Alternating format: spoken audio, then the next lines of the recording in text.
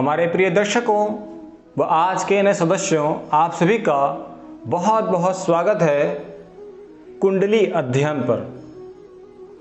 प्रायः हमारी यही इच्छा होती है कि कुंडली लेकर के आप सभी के समकक्ष इसलिए आता हूं कि हम एक साथ मिल करके किसी भी पत्रिका पर अपना विचार करें। जब एक ही विषय पर एक साथ सभी लोग मिलकर के कुंडली का अध्ययन करेंगे तो कुछ न कुछ हमें यहाँ पर नए तरीके से सीखने का मौका ज़रूर मिलेगा।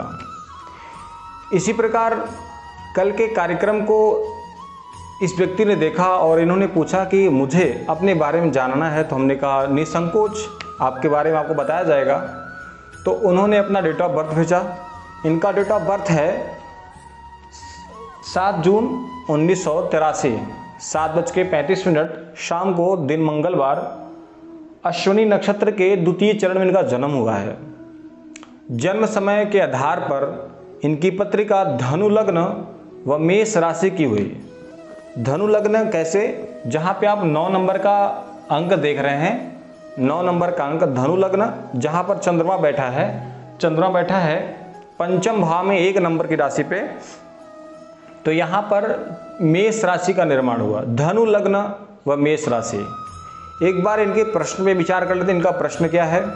इनका प्रश्न है कि हमें सरकारी नौकरी का योग है, दूसरा, या कि हम अपना ही व्यवसाय या अपनी कोई और तरीके का व्यवसाय पे प्रयास करें। तीसरा प्रश्न ये है कि धन संचय कैसे करें। चौथा प्रश्न इनका ये है, क्या हमें पैतृक संपत्ति की प्राप्ति हो सकती है ससुराल पक्ष से। इनका 4 प्रश्न है और हम सभी एक साथ मिल करके इनके चारों प्रश्नों पर गहन विचार करेंगे और मुझे आशा है कि इनके इन प्रश्नों का उत्तर जरूर मिलेगा। सबसे पहले बताऊं कि इन्होंने नौकरी की बात की है। ऐसा आप अपने जीवन में भी देखे होंगे कि जिस कार्य में आपका मन लगता है उसे आप हर हाल में करने की पूरी कोशिश करेंगे। अगर कोई समझाता भी है कि नहीं आप ये कार्य नहीं करो, ये आपके लिए अच्छा नहीं है, लेकिन आपका मन क्या है? मन कह रहा है कि नहीं मुझे करना है। ऐसी स्थिति इनकी कुंडली में है। इन्होंने नौकरी की बात की और धनु लग्न की पत्रिका हुई। एक चीज़ यहाँ पे आप एक गौर करिएगा, जब हम नंबर की बात करेंगे तो आपको लिखे हुए अंक का देखना है, और जब भाव की बात करेंगे तो ये प्रथम, द्वितीय, तृतीय, चतुर्थ, पंचम, षष्ठ, सप्तम, अष्टम, नवम, द्वादश, एकादश व द्वादश भाव से आप समझिएगा। जहां पर आप 9 नंबर की राशि देख पा रहे हैं वहां का स्वामी बृहस्पति है। बृहस्पति सभी ग्रहों में सबसे सौम्य ग्रह है और सबसे विवेकी व बुद्धिमान ग्रह है। इन्हें देवताओं के गुरु की श्रेणी में रखा जाता है। धनु लग्न की पत्रिका है, लग्न से जाकर के मंगल के घर में बैठा है द्वादश भाव में। कल की पत्रिका में भी धनु लग्न ही था और आज की पत्रिका में भी धनु लग्न ही है। लग्नेश द्वादश भाव में मंगल के घर में, मंगल के ये मित्र हैं, मंगल का अच्छा इनका संबंध है। परंतु लग्नेश का 6, 8, 12 भाव में जाना जातक को अत्यंत परिश्रम करने योग्य बनाता है। लग्नेश का द्वादश भाव में जाना व लग्नेश पर यहाँ बैठे 2 नंबर पे मंगल व सूर्य की पूर्ण दृष्टि लग्न पे। इन्होंने नौकरी का सवाल इसलिए किया क्योंकि ये काफ़ी समय से उस पर रत है, यानी कि उस कार्यक्षेत्र को लेकर के काफ़ी समय से उस पर ये विचार कर रहे हैं। लग्नेश मंगल के घर में, मेष राशि का स्वामी मंगल व लग्न व लग्नेश पे दोनों पर मंगल की पूर्ण दृष्टि है। ये धर्म शिक्षक की तैयारी कर रहे हैं, धर्मगुरु आर्मी की तैयारी कर रहे हैं ये। इन्होंने पूछा क्या हमारे लिए वो अच्छा रहेगा? बिल्कुल आपके लिए अच्छा ही रहेगा, क्योंकि लग्न पे व लग्नेश पे मंगल की पूर्ण दृष्टि है और आपका मेष राशि है और आपके कार्य क्षेत्र का स्वामी जाकर के मंगल के घर में ही बैठा है। तो ज़्यादा से ज़्यादा आपके अंदर नेतृत्व करने की क्षमता होगी और आप नेतृत्व करने के साथ साथ आपको आर्मी में ही जाना है। ये आपके लिए बहुत अच्छा रास्ता है और इस पे आप अगर परिश्रम करते हैं तो आपको निश्चित रूप से लाभ मिलेगा, क्योंकि आपकी पत्रिका में जो 10वें भाव का स्वामी बुध है वो जाकर के मंगल के घर बैठा है चंद्रमा के साथ। चंद्रमा जो है अष्टमेश है, थोड़ा विलंब तो कराएगा। साथ ही साथ लग्न एकादश भाव में शनि बैठा है, तुला राशि का उच्च का बैठा है। शनि जब तुला राशि में बैठते हैं तो तुला राशि का पहचान क्या होता है? तराजू के समान। और शनि निर्णायक हैं, न्याय के दाता कहे जाते हैं। एकादश भाव में तुला राशि में बैठ करके व्यक्ति को न्याय के प्रति झुकाते हैं, न्याय के प्रति व्यक्ति को तत्पर रखते हैं। ऐसे व्यक्ति ना किसी का बुरा करते हैं और ना ही किसी का बुरा करना चाहते हैं। वैसे भी ये ब्राह्मण प्रवृत्ति के हैं। इन्होंने दूसरा प्रश्न ये पूछा था, क्या मैं अपना व्यवसाय कर सकता हूँ? तो ये अपने व्यवसाय में क्या है, ये एक अपने कार्य क्षेत्र से लेकर के ये पांडित्य का कार्य करते हैं। कर्मकांड क्षेत्र में इनकी अच्छी जान पहचान है, क्योंकि कर्मेश पंचम स्थान बैठा है। पंचम स्थान में बुध का बैठना जातक वेद पाठी होता है, धर्म आदि शास्त्रों का अध्ययन करने वाला होता है। यहाँ तक कि देखा जाता है कि जब नवम में और पंचम स्थान में बृहस्पति या बुध एक साथ बैठते हों तो ऐसे व्यक्ति ग्रंथ लेखन हो जाते हैं। इनके अंदर बौद्धिक क्षमता बहुत अच्छी होती है, शिक्षा क्षेत्र में इनकी एक अलग पहचान बनती है। दूसरा प्रश्न इनका ये था कि धन संचय कैसे करें। सबसे पहले बताऊं कि धन संचय करने की कोई वस्तु नहीं है, क्योंकि ये चर हैं और इन्हें रोकना बहुत मुश्किल है।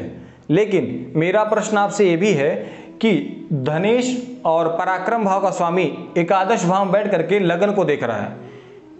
जितना परिश्रम आप करेंगे, जितना आप मेहनत करेंगे, शनि आपको उससे दुगना देंगे, क्योंकि शनि एकादश भाव में जाते ही बली हो जाते हैं। और वहाँ पर एकादश भाव में कोई भी पाप ग्रह बैठ जाए तो वो शुभ फल देता है। साथ ही साथ वहाँ पर वो तो उच्च के बैठे हैं, तो आपको निश्चित रूप से धन से संबंधित कभी कोई दिक्कत नहीं होगी। बस करना क्या, आपको परिश्रम मेहनत बराबर बनाए रखना है। चौथा प्रश्न इनका ये था कि विवाह के बाद यानी कि ससुराल पक्ष से क्या हमें पैतृक संपत्ति का प्राप्ति होगी। इनका प्रश्न बहुत अच्छा है ये, और ये बहुत आसानी से आप समझ सकते हैं, बस थोड़ा सा ध्यान देना है। यह व्यक्ति है जिसने प्रश्न किया है, और इसका जो सप्तम भाव है ये पत्नी भाव है, जहां पर राहु है और लग्न में केतु विद्यमान है। यहाँ राहु का लग्न में होना और सप्तमेश चंद्रमा के साथ अष्टमेश के साथ युक्त होना जातक के वैवाहिक जीवन में भी कहीं न कहीं ही मनमुटाव बनाए रखेगा। परंतु इनका विषय ये है कि क्या हमें ससुराल पक्ष से पैतृक संपत्ति का प्राप्ति होगा। चलिए विचार करते हैं इस पे। इनकी पत्नी का जो भाव है वो तृतीय भाव से, तृतीय नंबर की राशि से हो रही है, यानी मिथुन लग्न हो रहा है। और इस भाव में चंद्रमा जो पैतृक संपत्ति का जो मालिक है, इनके कुटुंब का मालिक चंद्रमा जा करके कहाँ बैठ गया, आय भाव में बैठ गया। और इस भाव पर यानी कि अष्टम भाव पर बृहस्पति की पूर्ण दृष्टि है। कैसे? बृहस्पति की 3 दृष्टि प्राप्त है, 5, 7, 9। तो 1, 2, 3, 4, 5 जातक को भूमि भवन वाहन आदि का सुख देगा, निश्चित रूप से देगा। 6, 7 मंगल छठे भाव में बैठा है, सूर्य बैठा है, मंगल इस भाव का कारक है, शत्रु का नाश करने वाला। ऐसी स्थिति में शत्रु हंता योग बनता है। व्यक्ति के शत्रु अगर होंगे भी तो इनके प्रभाव से, इनके व्यक्तित्व से उनका परास्त हो जाएंगे। 7, 8, 9 नौवीं दृष्टि कहाँ पड़ रही है? पत्नी के कुटुंब पर, जो पैतृक संपत्ति का मालिक है, और जाकर के पंचम भाव में बैठा है, यानी इस पत्रिका से वह एकादश भाव में हो जाएगा। निश्चित रूप से इन्हें पैतृक संपत्ति की प्राप्ति होगी। परंतु अगर इनकी कुंडली से विचार करते हैं तो अष्टमेश का संबंध होने की वजह से, उस पर शनि की पूर्ण दृष्टि होने की वजह से, दशम दृष्टि शनि की होने की वजह से परिश्रम इनको वहाँ भी करना पड़ेगा, वहाँ पे भी इनको अपने अधिकार के लिए लड़ना पड़ेगा। और क्योंकि शुक्र जो है वाहन, भूमि, भवन, वाहन आदि का कारक है, और वह अष्टम भाव में बैठा है और शनि से दृष्ट है, तो निश्चित रूप से ऐसे व्यक्ति को अपने ससुराल पक्ष की पैतृक संपत्ति के लिए निश्चित रूप से अधिकार रूप से इनको लड़ना पड़ेगा। लड़ने का मतलब क्या होता है कि लड़ाई झगड़ा नहीं करना, अपने अधिकार की बात करना, अपने अधिकार की बात को रखना। साथ ही साथ इन्होंने पूछा है कि हमारे जीवन में और भी दिक्कतें हैं कि नहीं। देखिए, किसी भी व्यक्ति के जीवन में दिक्कत ना हो या बहुत सुख हो, ये कहना बहुत मुश्किल है। साथ ही साथ लेकिन हम आपकी बात को रखते हुए पूरी पत्रिका का एक बार अवलोकन कर लेते हैं। धनु लग्न है, लग्नेश द्वादश भाव में है। अपने अंदर संकोच की भावना निकालें, निसंकोच आप समाज में या आप जो कार्य करते हैं उसमें आप निरंतर लगे रहें। थोड़ा सा आप संकोच ज़्यादा करते हैं। धन भाव का स्वामी व पराक्रम भाव का स्वामी दोनों शनि हैं, जाकर के एकादश भाव में बैठा है। धन का शुभ विद्यमान है, आप परिश्रमी हैं, मेहनत करने वाले हैं। चतुर्थ भाव का स्वामी द्वादश में बैठा है और चतुर्थ भाव पे बृहस्पति की या अपने घर को वो पूर्ण दृष्टि से देख रहा है, तो आपको भूमि भवन वाहन आदि का सुख भी होगा। साथ ही साथ अच्छे मकान का भी योग बनेगा। साथ ही साथ शिक्षा भावेश मंगल अष्टम भाव षष्ठ भाव में सूर्य से होने से और शिक्षा भावेश पे शनि की पूर्ण दृष्टि होने से शिक्षा में भी बहुत मेहनत करना पड़ा होगा। साथ ही साथ बहुत दिक्कतों का सामना भी आपको करना पड़ा होगा। षष्ठे शुक्र है, जाकर के अष्टम भाव में बैठा है। कब्ज से संबंधित, शरीर में एलर्जी, त्वचा से संबंधित रोग व कब्ज से संबंधित दिक्कतें आपको बनी रहेंगी। दाम्पत्य जीवन का स्वामी बुध हुआ, जाकर के पंचम भाव में बैठा है। विवाह के बाद भाग्योदय होना निश्चित है। आयु ठीक है। धर्मेश आपका सूर्य है, जो इस भाव का भाग्योदय है, वो जाकर के बैठा है मंगल के साथ। मंगल 28वें वर्ष में और शुक्र के सूर्य की 22वें वर्ष में, 28 से 22 वर्ष में आपका भाग्योदय होना निश्चित था। कार्य क्षेत्र का स्वामी बुध है, जाकर के पंचम भाव में बैठा है। बुध मंगल के घर में बैठा है। आपको बताया है कि आप पांडित्य कर्म कर रहे हैं, उसमें आप निरंतर लगे रहें। आप अपने नौकरी के लिए हमेशा प्रयासरत रहें, तो आपको उसमें भी उत्तम सफलता मिलेगा, क्योंकि बृहस्पति यहाँ पर अभी आएगा गोचर में और कार्य क्षेत्र को देखेगा। नवंबर के बाद 21 नवंबर सन 2021 के बाद बृहस्पति मीन राशि में प्रवेश करेंगे, तो वो जो है दसम भाव को देखेंगे, तो निश्चित रूप से आपको आपकी नौकरी में सफलता मिलेगी। आय शुक्र जाकर के अष्टम भाव में बैठा हुआ है, जो रोगेश भी है और धन भाव को देख रहा है, दृष्टि पड़ रही है, तो बैंक बैलेंस से संबंधित दिक्कतें आपको बनी रहेंगी। आप धन संग्रह करने में आपको बहुत असुविधा होगा। प्रयास करें कि अपने धन को, यदि आपके पास धन आता है तो उसका इन्वेस्ट ऐसे जगह करें जहां पे आपकी स्थायी संपत्तियों में वो बनी रहे। द्वादशेश षष्ठ भाव में जाना कहीं ना कहीं ये दर्शाता है कि आप कहीं ना कहीं शत्रु रूपी से आप परेशान भी हैं, तो आप निश्चिंत रहें उन चीज़ों से। शत्रु आपके कुछ भी नहीं कर सकते। और जो हमने इनसे पूछा कि आपके अष्टम भाव का स्वामी चंद्रमा है, वो जाकर के पंचम भाव में बैठा हुआ है। अष्टम भाव पर व अष्टमेश पर शनि की पूर्ण दृष्टि है, और क्या आपको माता का सुख है? तो इन्होंने कहा नहीं। जिस बात का हमें शंका था, हमने इनसे पूछा और उन्होंने बहुत अच्छा उत्तर दिया कि नहीं। जब ये 9 वर्ष के थे तभी इनके जीवन में इनकी माता का सुख छीन गया। इनकी माता का सन 91 में उनका निधन हो गया। और उस दौरान जब हमने सन 90 के आसपास गए, वहाँ देखा हमने कि शुक्र की महादशा में चंद्रमा की अंतर्दशा थी, जिसमें माता का सुख से इनको वंचित कर दिया। तो ऐसे ही हम प्रत्येक कुंडली के प्रत्येक भावों का सूक्ष्म रूप से या कहिए बैठ करके अच्छे तरीके से अगर अध्ययन करते हैं, तो हमें प्रत्येक भाव के सुख व दुख का पता चल जाता है।